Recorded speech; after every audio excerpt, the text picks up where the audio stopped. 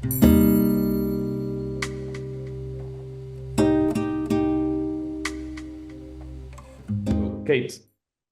thank you very much for agreeing to join us today in our CEIS20 podcast. Kate is an associate professor at the Australian National University, and she was recently at the University of Coimbra presenting her work at our center. And so it's a real pleasure to be able to interview today and talk a bit about the work you do. So maybe we'll start with... Pleasure to be here. Thank you. Thank you. So maybe we'll start with you telling us a bit about who you are, a bit of your background, what your research focus in, and a bit of your, sort of research history. So I'm an archaeologist who works primarily on later European prehistory. That's from about 6,000 years ago to about 2,000 years ago. And that's actually a pretty broad spread for a later prehistorian. A lot of people work on kind of 500 or 1,000-year chunks. I tend to work on bigger pieces because my interests aren't necessarily in a specific place or group of people, but in bigger phenomena like technology and technological change, or the kind of current project, kinship and kin structures, and how we understand how people kind of formed and understood kin and relation in the past.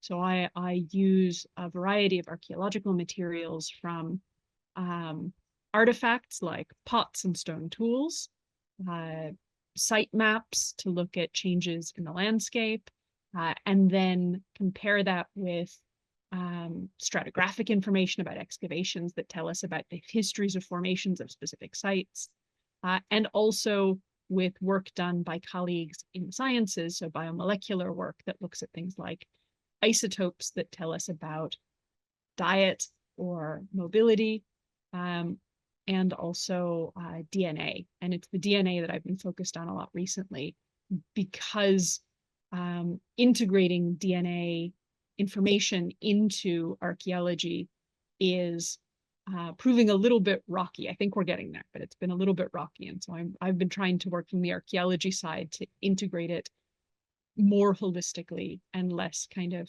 combatively into the field.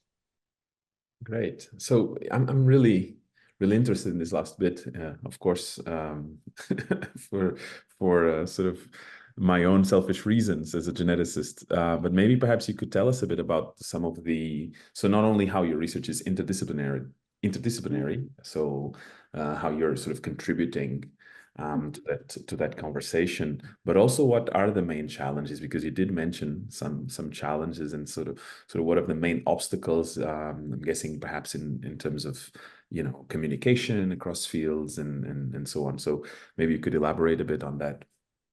So I guess the first thing to say before the kind of challenge, the interdisciplinarity of it all, archaeology is one of those great fields that can't really exist without sibling disciplines. We could dig holes in the ground, but we can't understand the stratigraphy without our friends in geology, and we can't understand the kind of histories of technology without our friends in history of technology and science technology studies. We lean very heavily on our close sibling discipline, social anthropology, for our social interpretations of the past and the way that we model past society. We work very closely with physicists and chemists and biologists in all sorts of ways. So, extending that to working with geneticists and genomics labs is not that unusual for us. I think it's more unusual for the genomics labs to be doing this than it is for the archaeologists. We're kind of used to figuring out how to get on the same page. And a lot of it is just getting on the same page. It's figuring out, what language we use. And one of the big sticking points is the language of human society and the language of genomics often use the same words for different reasons. So what we mean by a population isn't necessarily what a geneticist means by a population. Similarly, when we talk about, if you said population replacement to someone who works in human society, you get big pictures of genocide or major migration or huge kind of full society scale level, often catastrophic processes. Whereas if you say population replacement to a geneticist, you're talking about a process of gene flow that doesn't necessarily happen kind of in a moment or a lifetime, may take several generations to happen, and is kind of very bloodless and disconnected from those social practices, right?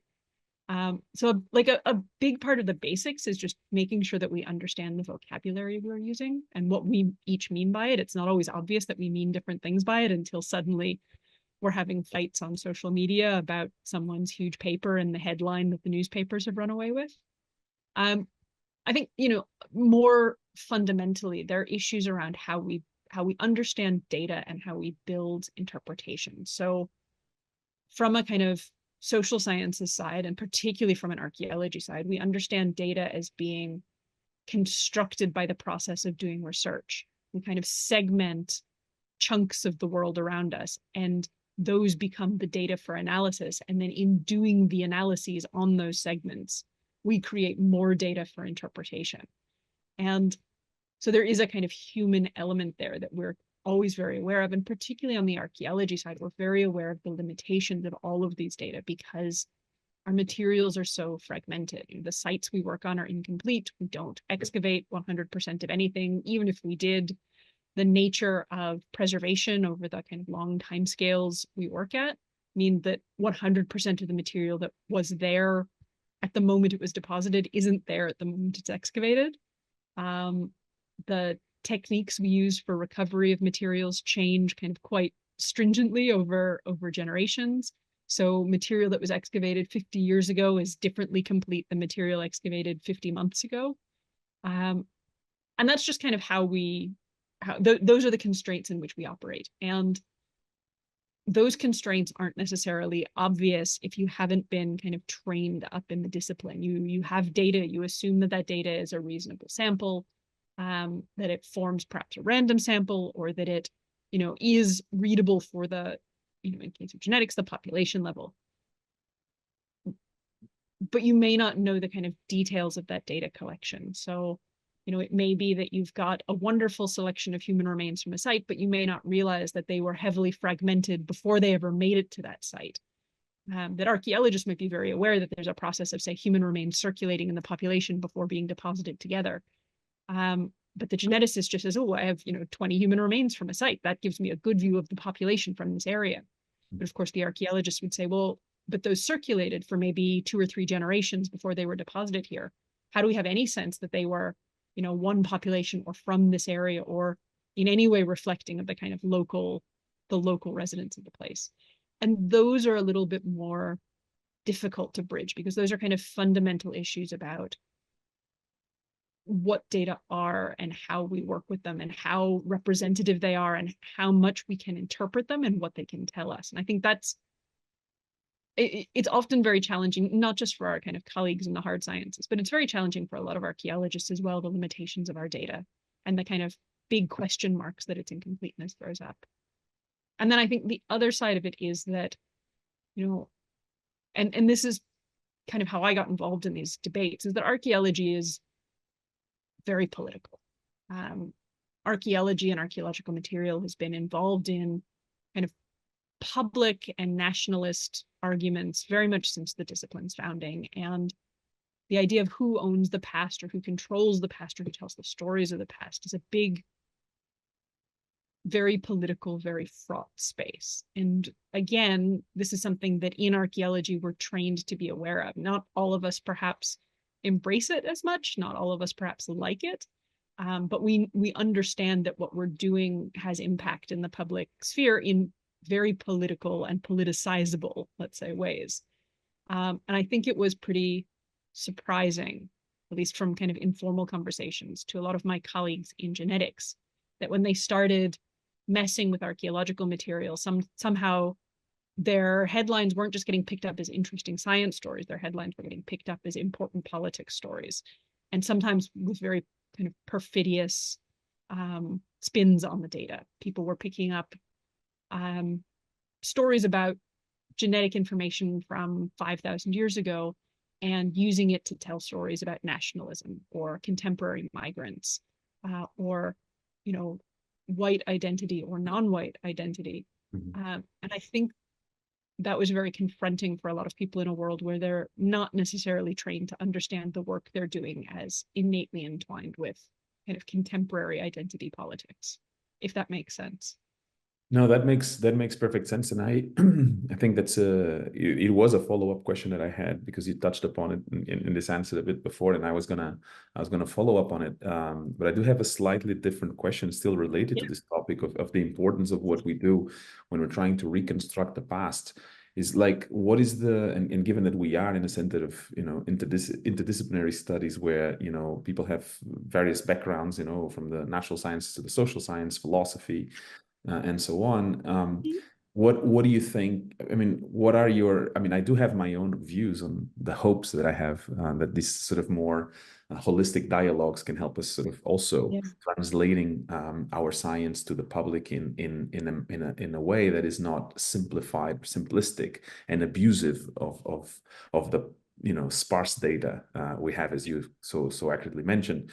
So what do you have any thoughts about that? So how our work collectively can actually help sort of improving this conversation? Yeah, I think, it's an ongoing issue, right? One of the things that's always a good idea is really speaking directly to the public. I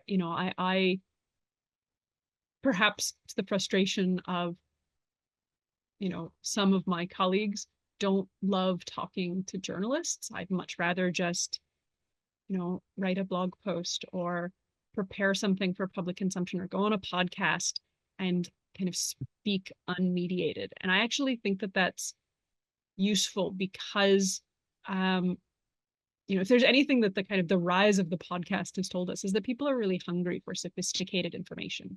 They don't want their information mediated by kind of journalists who may not be subject area specialists. They want some, 18th century historian to give them 10 years of Yeah, I agree. Yeah. intensive blog posts on the history of revolutions, which is the podcast that my partner is currently in the middle of. 10 years of the history of revolutions. And I think we can be more sophisticated, and because we are subject area specialists, we have the knowledge to be more sophisticated in how we present our own research and how we explain it. And more than just a kind of pull quote here or pull quote there, an extended interview, a podcast, a blog post of our own that's 800 words of our own writing rather than a media office or a journalist.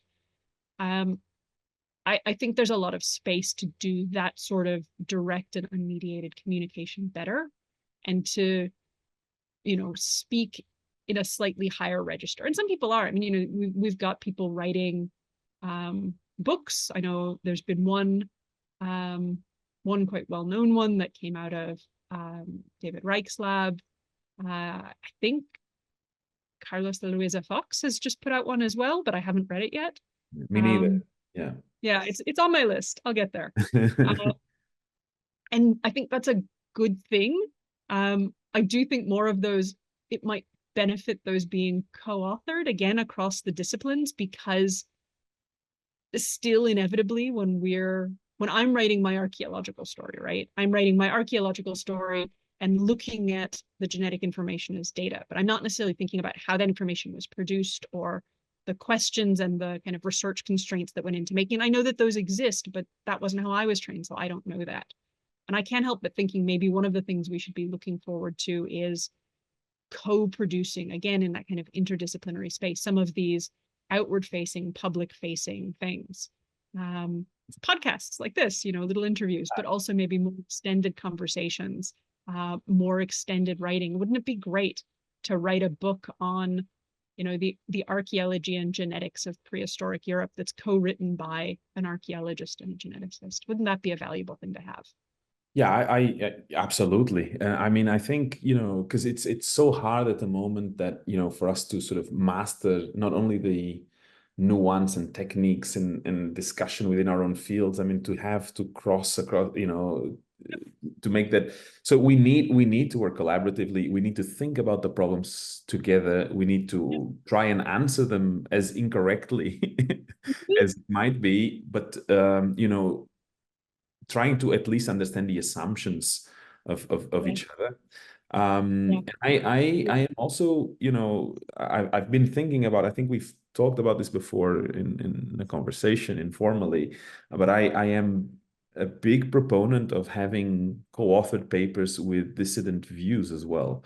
Because it's not, how often do we have like papers with 20 authors where, all the 20 authors agree on exactly everything? I mean, let's be honest, that doesn't Again, really very happen. informally, I asked someone once, and this is, over drinks at a conference, so take it with a grain of salt, but I asked someone once why, even, 3 years later, new information had come out and the paper that they'd presented information from was no longer kind of correct. There was new information, we had new things, and yet they still presented the argument the same way. And I asked how, because we wouldn't do that in archaeology. We would say, well, this was the idea then, and this is the idea now, and this is where I stand. And what that person told me, again, over drinks, was that for them, and I'm not going to universalize this, but this felt like it rung pretty true for these kind of massively authored papers. For them, those papers were like a contract between all the authors, that all the authors, it was the kind of minimum level that everyone could agree with. Not everyone was fully happy with everything, but everyone was kind of minimally on board enough. And the paper itself was kind of the contract amongst that author cohort. And so even though this presenter hadn't been, one of the minor authors, they were the first author on that paper, even though they were very aware that there was new data. And in fact, they were involved with producing that new data. When they were talking about the previous paper, they felt they couldn't breach that contract by reinterpreting that material in a public place without those other authors all being on board. And I thought that was a very different way of thinking about publications, for example, than perhaps we do on the social sciences side. And I don't know if that's universal or if it's the one person, but it did resonate with how I see my colleagues in the natural sciences present and talk about previous work.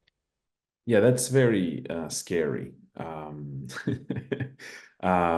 Because, sort of defeats the purpose of what we are doing, right? I mean, it does, but data, also right? if you think about, again, how knowledge is produced, if you're going to have a paper with 100 authors on it, that also kind of makes sense, that it puts different control structures around that information or that data, because you are not just, one person speaking for yourself and your co-author, who presumably, you intensely co-wrote the paper with. You're someone speaking for 100 different people who all had different contributions. It does, for me, raise a lot of questions about what authorship means.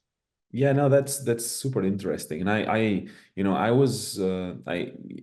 were not 100 people on that paper. We were maybe like 15 or 20 people, and there were some disagreements on some of the interpretations we were having. And I even suggested, right, my co-authors to actually explicitly have it on the paper, right? That this is one possible interpretation, but author X, Y, and Z don't really think so, and they have these objections that because of this, and that's part of I would say a very healthy scientific discussion. Like you know exactly where I stand on that, which is that I'm a big believer in multiple interpretations.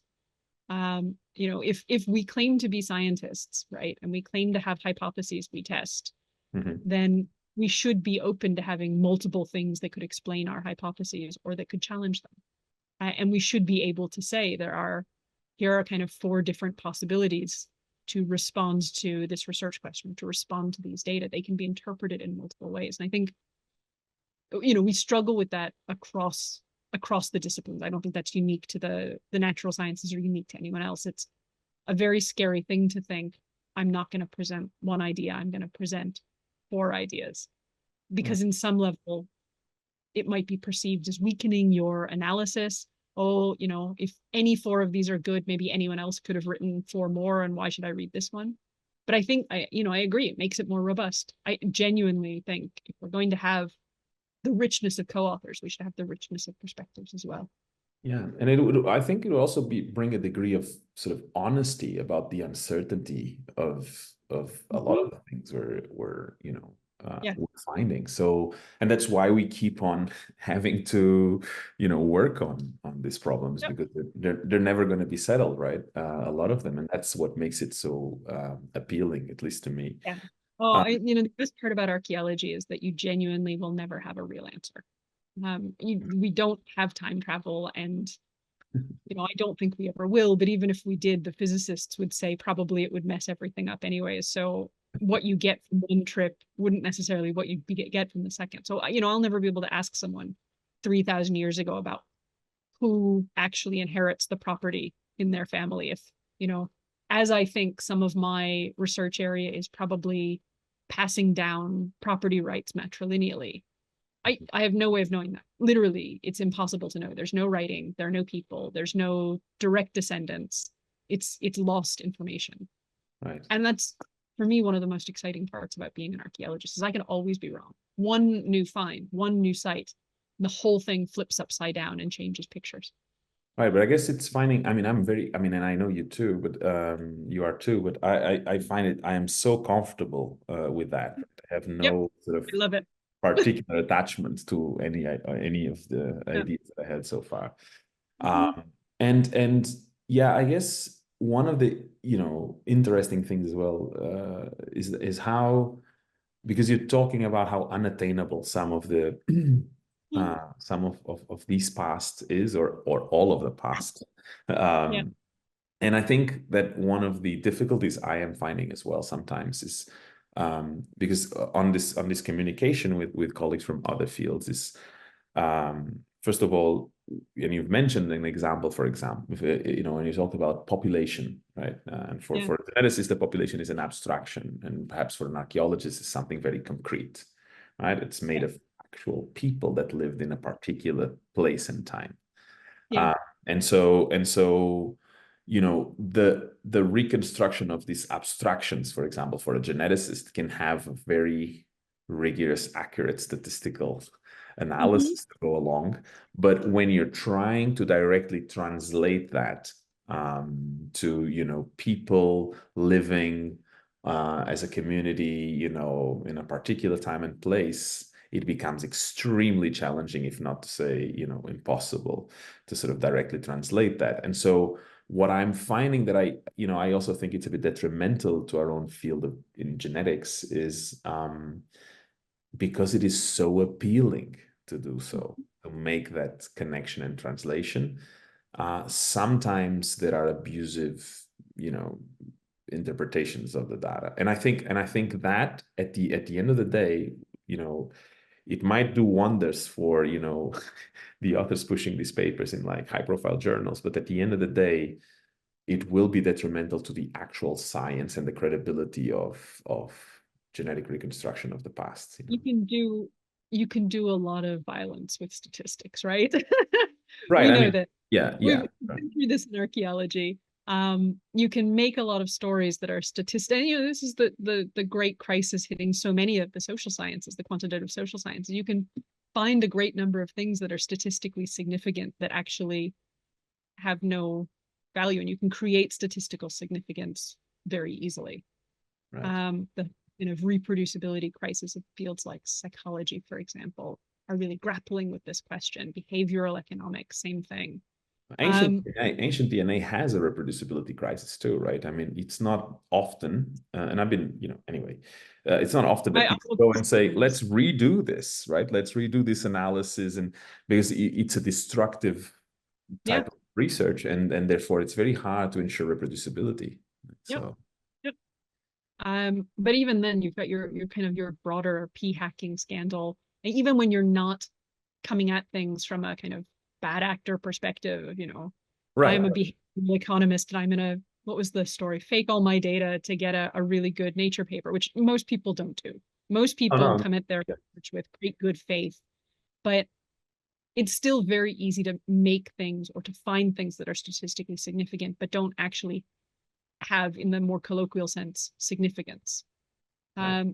And so it is that broader question, not just of, what are we mathing, but also what are we asking, and why are we asking it, and are we asking it the right way, and are the data the right data to answer this question, and how are our methods shaping? And these kind of broader methodological questions are ones that we often stop asking around the time we submit our PhDs, and I think in many cases they're the ones most worth coming back to. That's the kind of base science that I think all of us say, okay, well, I've done that. I've written the methodology.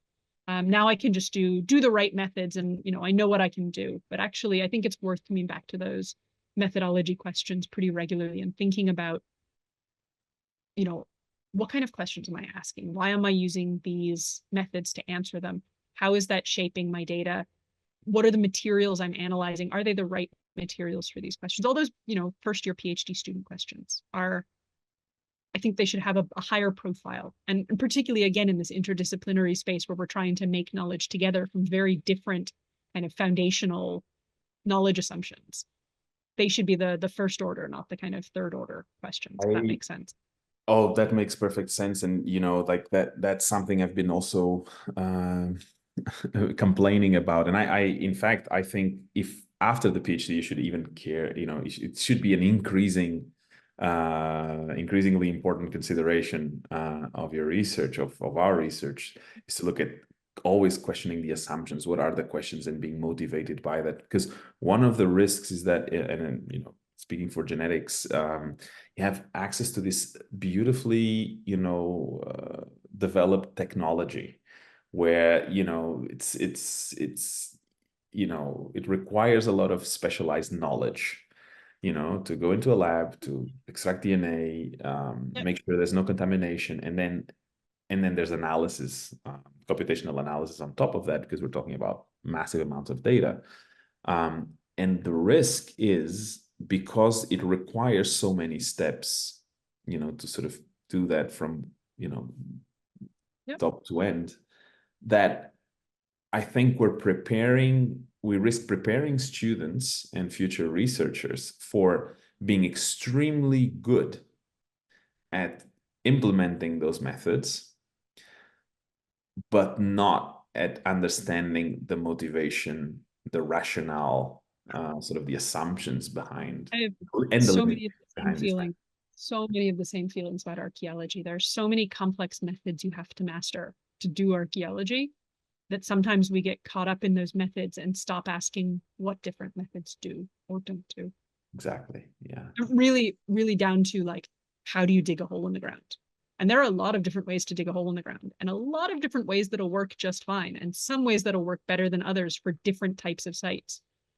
But even building up that knowledge, that, like, there are multiple ways to dig a hole in the ground, that takes a certain amount of experience, a certain amount of travel, a certain amount of ability to mess up, that is increasingly difficult, particularly in the world where PhD student funding never goes up but only goes down, and travel is often very fraught for many people, whether it's because they have caring responsibilities, or they don't have the money for it, or they have problems crossing certain international borders. There are lots of reasons why people find kind of moving and traveling increasingly difficult.